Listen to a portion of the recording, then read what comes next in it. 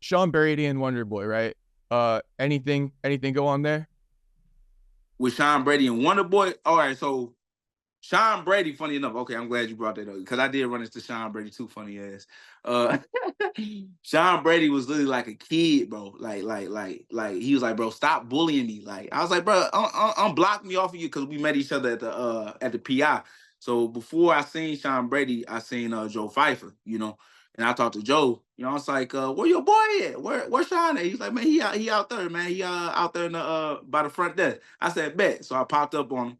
And I seen Sean Brady. He's literally looking down and shit. And this is the funny part, right? He had like a bandage on his eye, like Nelly. So I ended up joking. I'm like, okay, bro, you repping STL, huh? But it looked like he had staph, Oh, right, like right underneath his eye. I'm like, oh boy, you gotta clear that shit up. So he getting upset, he getting mad and shit like that. He was like, man, why you always fuck with me and shit? I'm just like, man, as fighters, this is what we do. This is, at the end of the day, I'll be looking for a fight. If you're a fighter, then let's get down. He's like, but at the end of the day, man, that's just not how I get down. If we gonna run it, we just gonna run it. But I don't like all that shit talking back and forth. I'm like, come on, man. This is how we promote, man. This is how we eat. So we literally going back and forth and all this other shit. And somebody literally in the background, I can't remember his name, but I think he a fighter in the UFC as well. But he was like, Buck, man, just leave him alone. I was like, damn, bro, they really trying to make me a bully out here. But yeah. yeah, Sean literally didn't want no issues with me whatsoever. It's kind of crazy. Like I said, I felt like I was like literally back in high school fucking with some kid, bro, in the cafeteria. Sad. All right. And then with Sean Brady, I figured I'll bring this up on the podcast because we might as well, right?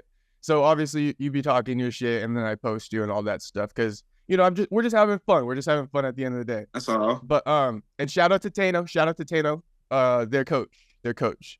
Okay, Because he I messaged think me. yeah, his coach good people. His coach good people. Yeah. Right, he's a nice guy, but he thinks that I hate the team because we talk and then I put your stuff out there. But it's all love on my end. I don't hate the team, but Yeah. I'm just having fun because I feel like we all gotta like what you don't get, right? You go on these podcasts and these guys don't really like highlight the big parts of the podcast. They're quieting you down. So I'm just putting it out there because it is what it is at the end of the day, So I appreciate I'll have you. them on too so that they can respond if Yeah, they want no, to. But bring I them think on. they're a little too big for Matter of me. fact, when you got them on, bring me on too, and we can all have. Because I think it's a misunderstanding. I really think it's a misunderstanding, man. Because I have no issues with these guys. I don't dislike anybody, and in any one of my divisions, no matter where I fight, I feel like at the end of the day, if we able to compete with one another, I'm able to get this money. Like this, is how I provide for my family. You know what I'm saying? This is how I chase my dreams to become one of the best in the world. But I got to do that with a competitor.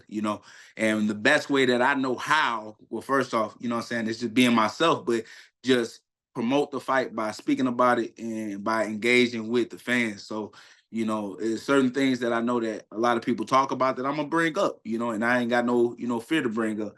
So yet again, when it comes to, Sean Brady and him blocking me, you're only blocking yourself from opportunities, in my personal opinion, because yet again, I believe that my name is, rising up within the welterweight division. And soon a lot of guys is gonna be wanting to fight me. But what will you're gonna have to offer something, behind that. So if you're willing to speak up and really talk that shit, that's what's gonna make me want to fight you. So you gotta promote something. Instead of kind of acting like you don't exist in a way. Yeah. And Yeah. then but then when I get the belt, Then they're gonna now, hit you hey, up. okay, Buckley, let's run it. Let's do this, So now Right. you acting out of character. That's how I feel, You didn't For want to sure. fight me before, don't try to fight me now. Yeah. And just a little bit more on that story. It's also because you fought Nur Sultan and shit like that, and then you be beefing with Brady, and I be posting all that stuff. But then that other guy I interviewed, Dylan Budka, now he's fighting Petrosky. So that's why like he got misconstrued because he's like now you got another fighter you're rooting for. But I'm like, no, bro, I even interviewed Petrosky back in the day, but he unfollowed my ass. So I don't know if he wants to come back on. So I don't know. Just ask him. Just shoot him a DM. You Yeah. never know. For sure. But But I regardless, got though, love for them. That was my point. you doing your job, right? Right. It's your job to interview fighters, man, and get the news out there. So, I don't know why guys take it personal. At the end of the day, man, it's just business, bro. Right. Keep it where it's at.